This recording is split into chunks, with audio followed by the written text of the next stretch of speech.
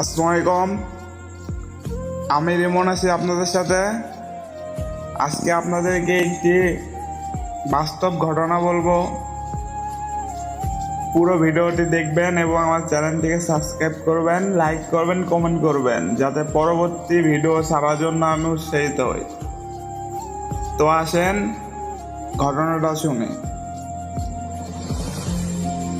একটা ছেলে একটা মেয়েকে প্রচণ্ড ভালোবাসতো। মেয়েটি ছেলেটিকে বলছিল, আচ্ছা তুমি কি আমার জন্য বাসার সবাইকে ছাড়তে পারবা? ছেলেটি বলছিল, হ্যাঁ পারবো। মেয়েটি বলছিল, আচ্ছা তার প্রমাণ কি?